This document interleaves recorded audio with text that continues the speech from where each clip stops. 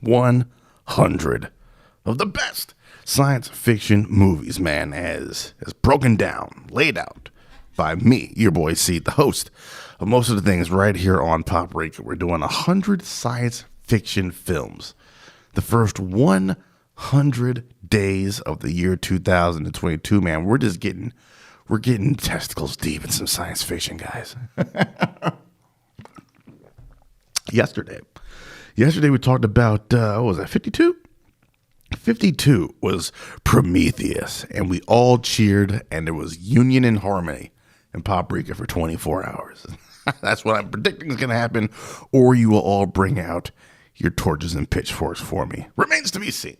So go ahead and check that out, both the movie and the podcast. If you haven't, it's well worth your time. Again, both the movie and the podcast. But today, man, we're moving on to number 51. We're right there, gang. We can see the halfway marker if we just keep jogging a little bit longer, man. Number 51. The obstacle before we get there, though, it's Cloud Atlas. Let's talk about this synopsis, man. Everything is connected. As far as tech lines go, not gonna lie to you, C-. A set of 6 nested stories spanning time between the 19th century and the distant post-apocalyptic future. That didn't even seem like a full, complete sentence. Anyways, Cloud Atlas explores how the actions and consequences of individual lives impact one another throughout the past, the present, and the future. Action, mystery, and romance weave through the story as one soul is shaped from a killer into a hero, and a single act of kindness ripples across centuries to inspire a revolution in the distant future. Based on the award-winning novel by David Mitchell, directed by Tom Tykwer and the Wachowskis. Man, Cloud Atlas. People shit on this movie, and I don't know why, man. I think this is, first of all, it's one of the most underrated soundtracks in the history of the business. I fully believe that.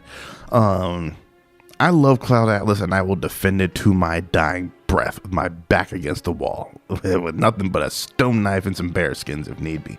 I'll fight every one of you over this movie. The last great gasp of the Wachowskis on the big screen, because it ain't Jupiter Ascending and it ain't Matrix Resurrections, I can tell you that. Cloud Atlas, man, is a beautiful 3-hour long look at the story of souls moving through time, the inherent nature of good and evil, and how some people were always born to be shit, like all of Hugh Grant's characters, while others always try to do what's right, like my girl Bayduna's characters. And some might do a little bit of transitioning back and forth, like Tom Hanks's characters. And that's what I love about the flick, is the usage of the same actors and actresses to achieve the through line of the shifting or steadfastness of certain types of people over a vast span of years. This movie stretches from 1849 to 2321. There's only 2 timelines in this movie, I think, that some of us would actually be alive in. The 1970s and the 2012 timeline, which is also the year it came out. There's 6 different stories, like I said in the synopsis there. It's happening throughout. And shout out to the editor, man, Alexander Berner, the editor of this movie. How he paces the movie and knowing when to cut back to another segment. It's done in a way that keeps the energy and the momentum going. Of the 6 stories, I think the best one is either the 1970s San Francisco, where Tom Hanks is trying to help Halle Berry smuggle out some information on some corporate fuckery that's happening, and a business being run by Hugh Grant, because Hugh Grant's just great at playing slimy characters. And also, Hugh Grant. And they're being chased by Hugo Weaving, who's the assassin for Hugh Grant in the 70s. Yeah, there we go. That was pretty good. And then the London 2012 one is the most fun one, I think, with the bunch of old people trying to escape from the old folks' home, and that's where most of your humor comes from, is that segment, and it's the most lighthearted, but it also kind of casts a sad light on how old people are treated by their family and just kind of whisked off to a home because they can't be, arsed to help them out.